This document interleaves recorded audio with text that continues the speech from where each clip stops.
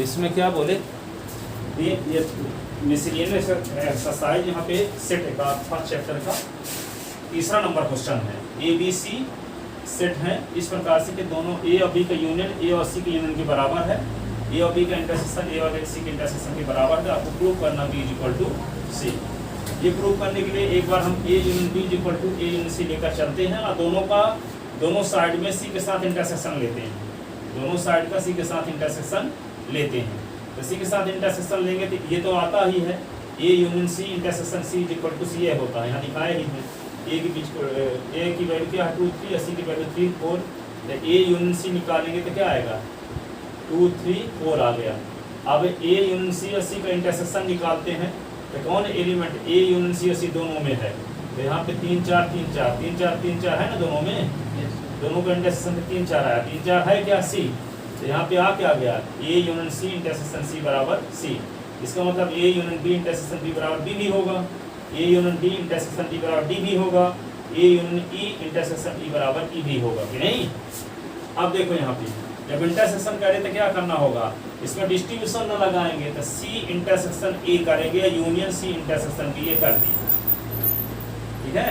C intersection A union C intersection B ये, और इसकी वैल्यू तो सी के इक्वल होगी, यहाँ पे एग्जाम्पल से दिखा ही चुके हैं, ठीक है। अब यहाँ ए इंटरसेक्शन सी की वैल्यू क्वेश्चन में दिया है, ए इंटरसेक्शन सी का मान ए इंटरसेक्शन बी के बराबर है, तो यहाँ ए इंटरसेक्शन सी है वहाँ क्या लिख दिए ए इंटरसेक्शन बी और यूनियन बी इंटरसेक्शन सी उतार दिए, इक्वेशन फर्स्ट हो गया, ठीक है।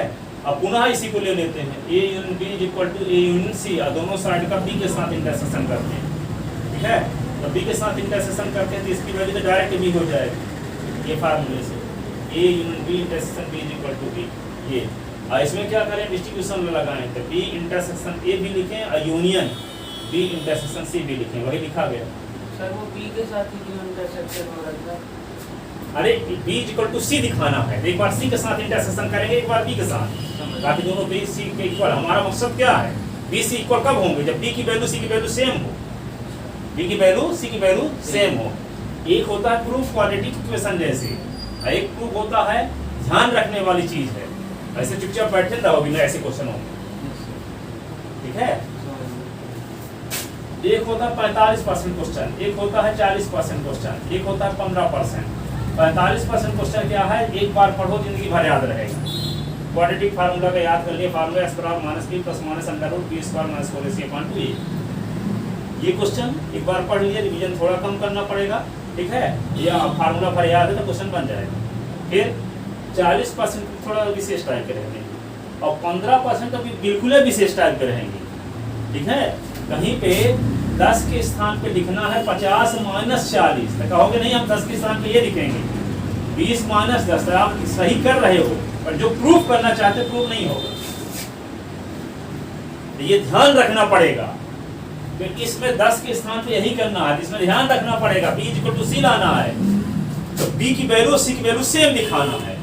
अब क्या ध्यान रखना पड़ेगा, जो दिया है उसको लेकर चलेंगे, एक बार सी के साथ इंटरसेक्शन करेंगे, एक बार बी के साथ इंटरसेक्शन करेंगे, डिस्ट्रीब्यूशन लगा देंगे, ठीक है। तो बी और सी की वैल्यू सेम आ जाएगी। तो यहाँ पे देखो ना सी की जो वैल्यू आई है वही बी की वैल्यू भी आई है, देख लो दोनों साइड। तो जब दोनों का लेफ्ट हैंड साइड सेम है तो राइट हैंड साइड भी सेम नहीं होगा, तो बी इक्वल टू सी आ गया। और क्या करोगे, दूसरा तरीका नहीं, चुपचाप बैठे रहोगे। और अब इन क्वेश्चनों को दैनिक जीवन उपयोग थोड़ी होता है, आज पढ़ाएंगे हमको 1 साल बाद फिर से भूल जाएगा, इसीलिए पढ़ के पढ़ाना पड़ता है, तैयारी करके आए, ठीक है। ऐसे क्वेश्चन होते हैं। अब इसमें आप 10th क्लास पढ़े होगे, कोई थ्योरम आपको प्रूव करने के लिए दे तो ना बनेगा, पता चला कि मैथ में 99 या 100 नंबर पाए, बन जाएगा। लेकिन ये कहा जाए क्वाड्रेटिक इक्वेशन लगाना है तो आप लगाए ना दोगे फैक्टराइजेशन मेथड से, है ना। कुछ चीजें ऐसी होती हैं कि रिवीजन करना पड़ता है, जिसकी अब कुछ चीजें रिवीजन नहीं करना पड़ता, जिंदगी भर याद रहती। ऐसे कुछ टाइप के क्वेश्चन है 15% लेवल पे, इनको ध्यान में रखना पड़ेगा। और 15% क्वेश्चन ऐसे आते हैं चेक करने के लिए कि आप स्टैंडर्ड किस लेवल का, ठीक है। इनको तैयार ऐसे इस लेवल क्वेश्चन पूरी बुक के तैयार नहीं करोगे तो आप 85 नंबर पाओगे, इससे 85 से ऊपर नहीं पा सकते। और पेपर बनाने वाले 30-35 साल से ऊपर वाले लोग पेपर बनाते हैं, तो सब लेवल क्वेश्चन उसमें रहते हैं। सब तभी बनेगा जब सब चीज आप जानते रहो, ठीक है। लिख ले। अब देखो क्वेश्चन नंबर 4।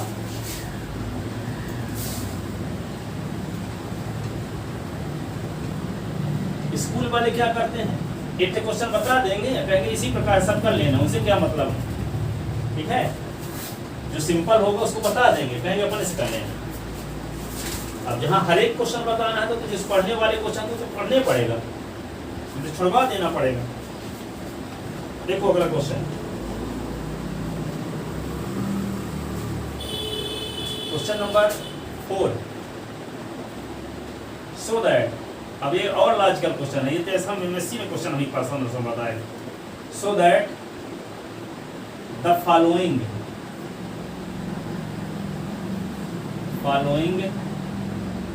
फोर कंडीशन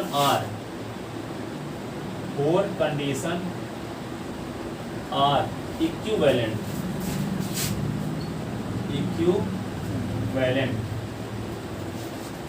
क्या है equivalent? Number first A subset B, number second A minus B is equal to 5, तीसरा क्या होगा A union B is equal to B, और A intersection B is equal to B, A intersection B is equal to B. ठीक है ना? ये equivalent का मतलब समझते हो? इक्विवेलेंट का मतलब क्या है? जैसे पानी कहो चाहे नीर कहो, एक ही बात। पानी या जल पर्यायवाची हुए कि नहीं हुए? जानते हो पर्यायवाची? पानी और जल एक ही बात हुई कि नहीं हुई? वो कहता है कि ये स्टेटमेंट एक ही है, ये स्टेटमेंट एक ही है, ये स्टेटमेंट एक ही है। इक्विवेलेंट है का मतलब चारों स्टेटमेंट एक ही है। अर्थात जैसे पानी, जल, नीर, जलज, ये ऐसे है। ये क्या है? चारों पर्यायवाची है। चाहे ये रहेगा तो ये होगा, ये रहेगा तो ये होगा, ये रहेगा तो ये होगा, ये रहेगा तो ये होगा, सब एक दूसरे से जुड़े हुए हैं। ठीक है? तो हम क्या करेंगे, पहले इसको लेकर चलेंगे, ये प्रूव करेंगे, फिर इसको लेकर चलेंगे, ये प्रूव करेंगे, फिर इसको लेकर चलेंगे, ये प्रूव करेंगे, फिर इसको लेकर चलेंगे तो ये प्रूव कर देंगे। इसका मतलब क्या हो जाएगा? चारों इक्विवेलेंट है, एक ही कथन है, सर्वसम है, एक समान है, ठीक है, एक जैसे है। ठीक है? तो लेकर चलते हैं, चलो। तो पहले हम क्या लेकर चलेंगे? फर्स्ट लेकर चलेंगे तो दिखाएंगे सेकंड, तो फर्स्ट इंप्लाइज सेकंड इसको लिखेंगे। इसका अर्थ क्या हुआ? फर्स्ट को लेकर चलेंगे, सेकंड को प्रूव करेंगे। तो क्या लिखेंगे? फर्स्ट इंप्लाइज सेकंड, ठीक है। तो फर्स्ट इंप्लाइज सेकंड लेकर चलेंगे, तो लेकर क्या चलेंगे? फर्स्ट वाली स्टेटमेंट को प्रूव क्या करेंगे? सेकंड वाले को प्रूव करेंगे। तो क्या लिखेंगे? बी है हमारे पास, क्या है? A subset B. इसका मतलब all element of A are in B, it means all element of A are in B. इसका अर्थ यही ना होगा कि ए के सभी एलिमेंट बी में कंटेन है, ए के सभी एलिमेंट बी में कंटेन है। अब जानते कैसे हो आप? सुनो पहले, ए में एलिमेंट है मान लो 2 3 4 5, और बी में एलिमेंट है 3 4 5। तो कोई कहता है कि ए माइनस बी निकालो, तो कैसे निकालोगे आप? एक उन एलिमेंट को लिखना है जो बी में ना हो। कौन कौन एलिमेंट नहीं है बी में? ए माइनस बी बराबर क्या होगा? तो होगा। अब यदि मान लो ए सबसेट है बी का, तो इसका मतलब 2 3 4 5 है। इसमें भी क्या हो? 2 3 4 5 और 6 की। तो ए के पूरे एलिमेंट बी में कंटेन है कि नहीं है? अब निकालो ए माइनस बी। ए माइनस बी में क्या लिखना पड़ता है? एक वे एलिमेंट लिखना पड़ता है जो बी में ना हो। ऐसा कोई एलिमेंट है ही नहीं, है क्या? ए माइनस बी जब लिखना है तो ए के उन एलिमेंट को लिखना पड़ता है जो बी में ना हो। तो बी में 2 तो है कि नहीं है? 3 भी है, 4 भी है, 5 भी है। ठीक है? तो ए के सब एलिमेंट बी में कंटेन है। इसका मतलब ये सबसेट है बी का, तो जब ए माइनस बी निकालेंगे तो उसमें एक भी एलिमेंट नहीं रहेगा, इसका मतलब फाई होगा कि नहीं? वही तो लिखा गया है, ए सबसेट बी है तो ए के सब एलिमेंट बी में कंटेन है, जबकि ए माइनस बी में ए के वे एलिमेंट होते हैं जो बी में ना हो, बी में ना हो। तो जब ए सबसेट है बी तो ए के सब एलिमेंट बी में होंगे, तो ए माइनस बी में कोई एलिमेंट रहेगा ही नहीं, तो इसको क्या बोलेंगे? एम्प्टी सेट है, इसको फाई से डिनोट कर देंगे। तो वही बात हुई कि नहीं कि ए के पूरे एलिमेंट बी में कंटेन तक कहते हैं ये सबसेट बी है, तो ए ऐसी कंडीशन में ए माइनस बी में कोई एलिमेंट नहीं रहेंगे, वही चीज हुई। इसका मतलब इसको लेकर चले तो हम ये दिखाने में कामयाब हो गए, ठीक है?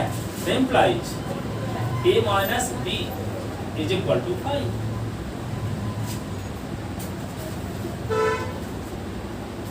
ए माइनस बी में कौन एलिमेंट लिखे जाते हैं? ए के एलिमेंट लिखे जाते हैं जो बी में ना हो, तो ए के सब एलिमेंट बी में ना है। क्यों है? क्योंकि ए सबसेट है बी का, ए के पूरे एलिमेंट बी में कंटेन होंगे, तो ए में ऐसा कोई एलिमेंट है ही नहीं जो बी में ना हो, सब एलिमेंट हैं। तो ए माइनस बी निकालोगे तो उसमें एक भी एलिमेंट नहीं आएगा, तो उसको हम किसे डिनोट करते हैं? आई से। हेंस प्रूफ हो गया, hence first implies second proof हो गया। पहला कथन लेकर चले तो दूसरे को सिद्ध करने में कामयाब हो गए।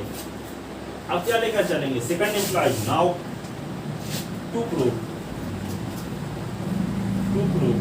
Second implies third, second implies third. तो बी है, सेकंड को लेकर चलो, बी है A minus B equal to five लेकर चलो, ठीक है? तो जब a minus B equal to five है, इसका अर्थ क्या हुआ? a के सब एलिमेंट b में कंटेन होंगे, a के सब एलिमेंट b में कंटेन होंगे, implies a subset b, a subset b as above proof, as above proof. दिखाने में कामयाब हुए ना? a माइनस बी फाइव होने पर a सबसेट b होता है। जब a सबसेट b है एक तो a और b का इंटरसेक्शन, a और b का यूनियन निकालो, a और b का यूनियन निकालो तो किसके बराबर होगा? ठीक है? जब a के पूरे एलिमेंट b में कंटेन है, दिखाते हैं। अब आप a बराबर क्या है? एग्जांपल बगल में लिखना 2 3 और b इज इक्वल टू क्या है? 2 3 4। तो a के पूरे एलिमेंट b में कंटेन है कि नहीं? यार a is subset of b। अब हम क्या निकालें? हम A यूनियन B करेंगे, A यूनियन B करेंगे तो आएगा क्या? A यूनियन B करेंगे तो क्या आएगा? 2 3 4। तो A union B is equal to आया क्या है? B के A, B आया है, आया है कि नहीं? जब A सबसेट B रहेगा तो छोटा सेट नहीं है, बड़ा सेट आएगा यूनियन में। यहाँ पे A सबसेट B का मतलब क्या हुआ? A सबसेट B का मतलब ये छोटा सेट है, B बड़ा सेट है, ठीक है? तो जब यूनियन निकालें तो बड़ा सेट आएगा, इंटरसेक्शन निकालें तो छोटा सेट आएगा। यदि A सबसेट B है तो A और B का यूनियन करेंगे तो B आएगा, और यदि A सबसेट B है तो A और B का इंटरसेक्शन करेंगे तो A आएगा। तो यहाँ बगल में लिखिए देते हैं, A union B equal to क्या होगा? B। कहा तो प्रूफ तो हो गया। देखो यहाँ लिखे देते हैं, इफ है A subset B implied A union B is equal to B and A intersection B is equal to A। यदि A सबसेट B दोनों का यूनियन B होगा और इंटरसेक्शन A होगा। प्रूफ तो हो गया। देखो थर्ड स्टेटमेंट आ गया, विच इज थर्ड स्टेटमेंट। हाँ यहाँ पे लिखोगे हेंस क्या प्रूव हुआ? Second implies third, second implies third. Now to proof, to proof क्या प्रूव करना है? Third implies fourth, third implies fourth. Third implies fourth prove करने का मतलब क्या हुआ? थर्ड को लेकर चलोगे, फोर्थ को सिद्ध करोगे। थर्ड को लेकर चलो, क्या लेकर चलोगे? बी है A union B is equal to B, A union B is equal to B. जब A union B is equal to B है तो ए सबसेट क्या होगा, ए सबसेट बी होगा कि नहीं। ए यूनियन बी निकालते हैं तो बी आता था, इसका मतलब बी बड़ा सबसेट होगा, बी बड़ा सबसेट होगा। तो ए सबसेट बी, और जब ए सबसेट बी होता तो लिखा ना चुके हैं कि ए सबसेट बी होने पर ए और बी का यूनियन बी होता है, ए और बी का इंटरसेक्शन ए होता है। तो इंप्लाइज क्या लिख सकते हैं, ए इंटरसेक्शन बी बराबर ए।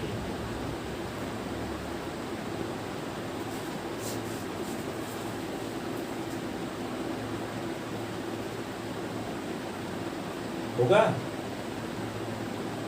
ये गलत लिख दिए, ये लिख दिए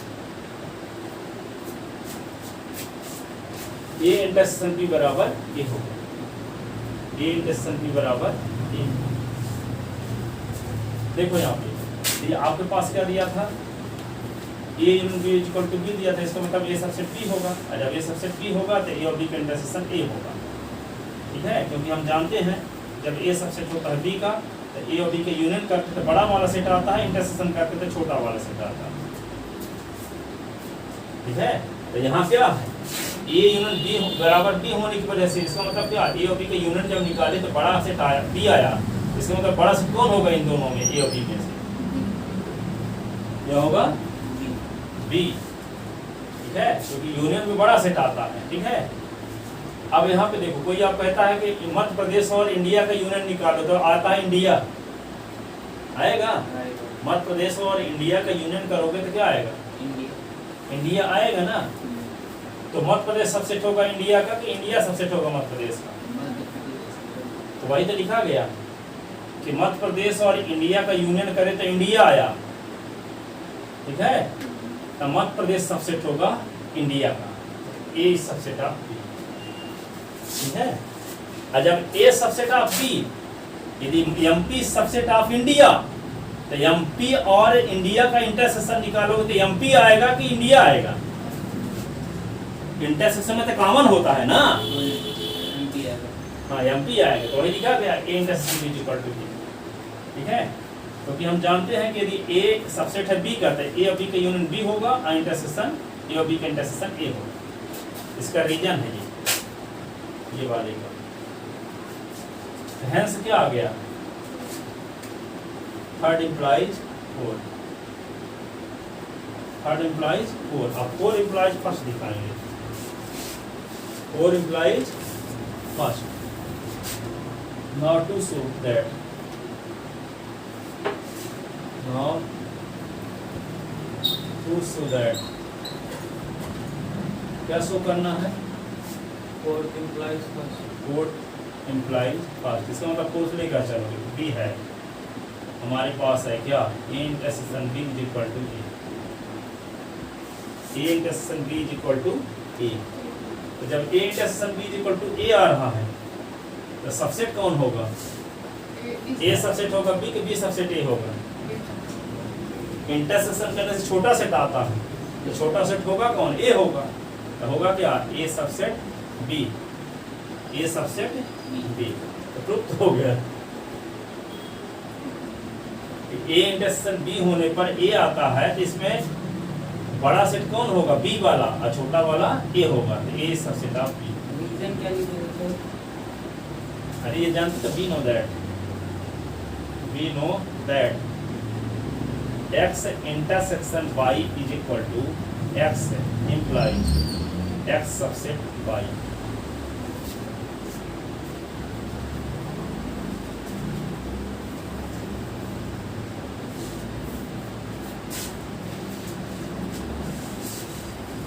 ठीक है, x intersection y is equal to s होने पर s सबसेट y होता है। इन्वर्सन है, घुमा फिरा के तो नहीं दिया, बताया ना कि एक ऐसा कथन, हेंस लिख दो लास्ट में, हेंस ये लिख लोगे, first I double implies second, double implies third, double implies fourth.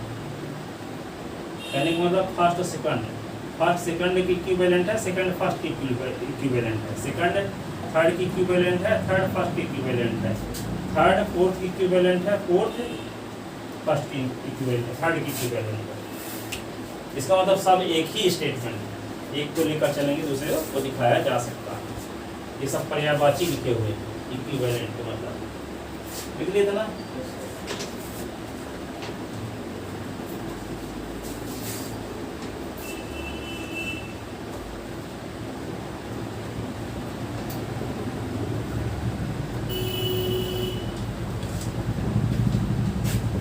अब देखो एक क्वेश्चन और,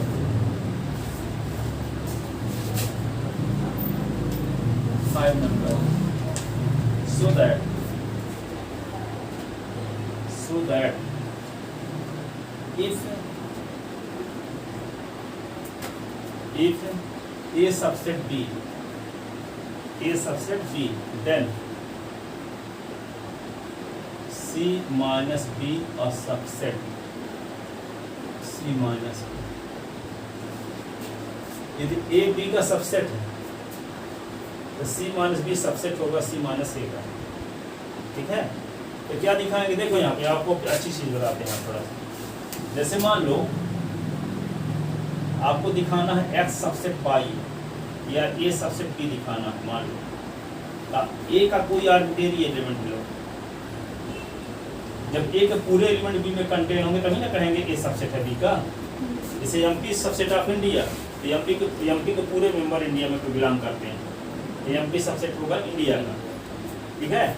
तो A सबसेट भी तो कैसे कहेंगे कि MP के पूरे एलिमेंट हैं, तो हम क्या लें, MP का एक आर्बिट्रेरी एलिमेंट लें। जैसे मान लो गांव में खिचड़ी बनती है चूल्हे में, जानते हो खिचड़ी देखे हो, चूल्हा उल्हा गांव में खिचड़ी जब बनती है तो उसमें क्या करते हैं, चावल के दाना लेके चेक करते हैं कि खिचड़ी पक गई कि नहीं पकी। यदि एक दाना पक गया मान लो तो हम ये समझते हैं कि पूरी खिचड़ी पकी हुई है, ठीक है ना। इसका मतलब एक दाना से आप डिसीजन में पहुंच जाते हो कि सब दाना पके हुए हैं। तो यहाँ हम इसका कोई आर्बिट्रेरी एलिमेंट लेंगे, x बिलोंगिंग A लेंगे, और यदि ये दिखाने में कामयाब हो गए कि S बिलोंगिंग B, इसका अर्थ ये होगा कि A के सब एलिमेंट B में, A के सब एलिमेंट B में, A का आर्बिट्रेरी एलिमेंट B में चला गया, ठीक है, तो वो A के सब एलिमेंट B में माने जाएंगे। तो जब A के सब एलिमेंट B में चले जाएंगे तो A सबसेट हो जाएगा B का। तो हमको प्रूव ये करना है कि C माइनस B सबसेट है C माइनस A का, तो C माइनस B का कोई आर्बिट्रेरी एलिमेंट हम लेकर चलेंगे, S belonging C minus B, और दिखाने की कोशिश करें कि यही X है, C माइनस A में भी है, C माइनस A में भी है। तो जब ये आर्बिट्रेरी एलिमेंट जो लिए थे वो चला गया दूसरे सेट में, इसका अर्थ ये हो जाएगा पहले सेट के सब एलिमेंट दूसरे सेट में, पहले सेट के सब एलिमेंट दूसरे सेट में। इस प्रकार की तो 50 थ्योरम है। हर एक आप सेकंड ईयर में पहुंच जाओ तो सेकंड ईयर 5000 एमएससी में यही चीज है, पहले सेट का कोई आर्बिट्रेरी एलिमेंट लेते हैं दूसरे में दिखा दिए, इसका मतलब पहला सेट सबसेट होगा दूसरे का। ये तो पहली बार आया 11वीं में, अब तक अभी तो कोई थ्योरम नहीं थी, ठीक है। तो दो सेट को सबसेट प्रूव करने के लिए यही करते हैं। एमएससी में टोपोलॉजी की बुक है, यही सब प्रूव करते हैं, यही लिखी होगी टोपोलॉजी, जो ऊपर भी रखी है, ठीक है, ये नीचे भी रखी है दोस्तों। टोपोलॉजी में यही सब प्रूव करते हैं, पहले सेट के कोई आर्बिट्रेरी एलिमेंट लेंगे दूसरे सेट में दिखा देंगे इसको, इसका मतलब पहले सेट के पूरे एलिमेंट दूसरे में कंटेन है, इसका मतलब पहला सेट सबसेट है दूसरे सेट, ठीक है। तो यहाँ पे क्या करेंगे, हम इसका कोई आर्बिट्रेरी एलिमेंट लेंगे और दिखाने की कोशिश करेंगे हमारे पास रॉ मटेरियल क्या है, A सबसेट B, यानी S इसका एलिमेंट लेंगे और दिखाने के लिए कि वही इसमें भी बिलोंग है, करता है। तो इसके लिए आपके पास रॉ मटेरियल दिया गया है A सबसेट B, इसकी मदद ले सकते हो आप, ठीक है। और इसकी मदद लेते हुए दिखाने में कोशिश करो कि जो आर्बिट्रेरी एलिमेंट आप लिए हो वो आर्बिट्रेरी एलिमेंट जो पहले सेट का था वो दूसरे सेट में भी उपस्थित है, ठीक है। तो लिखते हैं late X be any arbitrary element of C minus B, that is X belong in C minus B। X जब C minus B का मेंबर है इसका मतलब क्या होगा, X C का मेंबर रहा होगा, and X is not belongs to B, रहा होगा कि नहीं। जब C माइनस B का मेंबर है S, तो C माइनस B में कौन एलिमेंट होते हैं, C के एलिमेंट होते हैं, जो B में ना, C सी माइनस बी में कौन एलिमेंट होते हैं? सी वाले होते हैं। बी वाले नहीं होते हैं। तो वे सी माइनस बी में वे एलिमेंट होते हैं जो सी में तो हो लेकिन बी में ना हो, वे सी माइनस बी में होते हैं। तो S belong in C minus B, इसका अर्थ ये हुआ S belong in C and S is not belongs to B. S is not belongs to B. अब देखो ए सबसेट बी दिया है, ए सबसेट बी दिया है, बी में ए के सारे एलिमेंट होंगे कि नहीं होंगे? बी में ए के सारे एलिमेंट होंगे। इसका मतलब बी में एस यदि बी का मेंबर नहीं है तो ए का भी मेंबर नहीं होगा। ये बात समझ में आई? यदि मोहन इंडिया का आदमी नहीं है तो एमपी कभी नहीं होगा। यदि मोहन इंडिया का आदमी नहीं है तो एमपी का होगा, क्योंकि एमपी सबसे टॉप इंडिया। तो क्या लिखा गया है? मोहन, ये देखो A subset B, B subset B बड़ा सेट है ना, तो इंडिया कौन है? बी और मध्य प्रदेश कौन है? ए। ए सबसेट बी दिया गया है और यहाँ पता है कि मोहन इंडिया का आदमी नहीं है। तो जब मोहन इंडिया का आदमी नहीं है तो मोहन एमपी का आदमी भी नहीं होगा। समझ में आया? तो यहाँ हम x does not belongs to B but A is subset of B, therefore x does not belongs to A। होगा? नहीं समझ पाए बात? यहाँ से देखो A is subset of B, तभी वो अंजलि बोल रही थी फर्स्ट चैप्टर बहुत कठिन है। इसी चैप्टर को कोई पढ़ा रहा होगा कोई स्टूडेंट तो बोल दिया होगा ये बहुत कठिन लगता है। 11वीं बात तो लगता है ये, अभी तो शुरुआत है ना एनालिसिस में की, तो वे इसी को समझते रहेंगे। कहने का मतलब 5 पर चैप्टर 1.5 बहुत आसान, तर्क वाले तो यहीं से शुरू हुआ।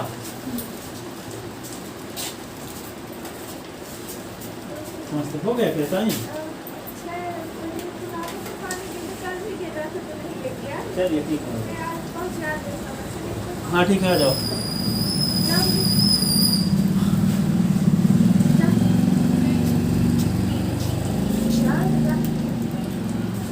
बैठ लो अभी। हाँ बैठो।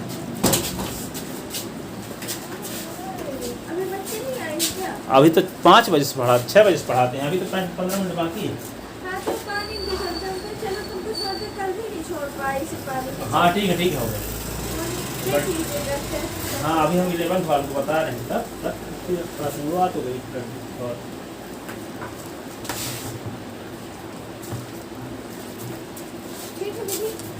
ठीक है, क्या बता रहे थे कि यहाँ एमपी सबसेट ऑफ इंडिया, और जो मेंबर इंडिया का नहीं है वो एमपी का भी नहीं होगा। तो यहाँ पे लिखा क्या है? X not belongs to B. इसका मतलब ये हुआ कि एक्स मेंबर नहीं है बी का, ये मेंबर इंडिया का आदमी नहीं है एक्स, तो इंडिया का आदमी नहीं है तो एमपी का भी आदमी नहीं होगा। इसको हम क्या लिखेंगे? X belong in C and X does not belongs to क्या? ए। ठीक है, और जब X belong in C X does not belongs to A तो क्या होगा? Implies X belong in C minus B. X belong in C minus B, X belong in C है और X does not belongs to A है, इसका मतलब x किसका member होगा? सी माइनस ए का। तो यहाँ देखो एक्स आर्बिट्रेरी एलिमेंट हम किसका लिए थे? पहले सेट का, सी माइनस बी का। तो ये दिखा दिए कि एक्स वही एलिमेंट सी माइनस ए में भी है।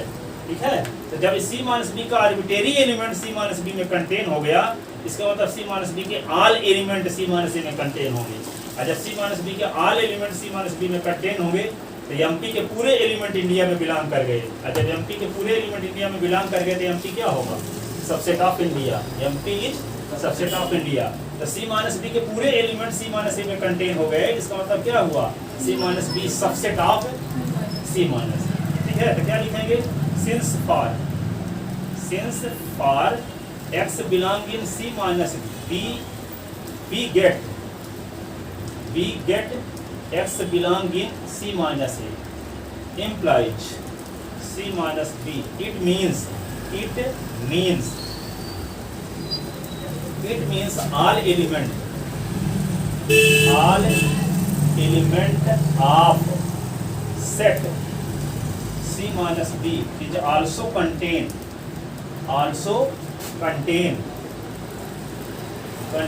in set C minus A. Hence जब पहले सेट के पूरे एलिमेंट दूसरे सेट में चले गए तो पहला क्या होगा, सबसेट होगा दूसरे सेट का. Hence C minus B is subset of C minus A is subset, ठीक है ना. C minus B is subset of C minus A, ठीक है. तो कितने एलिमेंट हैं क्वेश्चन में इसकी?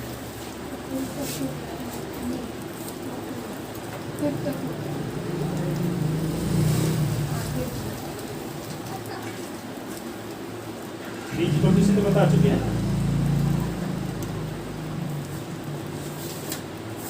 ठीक है, आपका आगे बताएंगे क्या.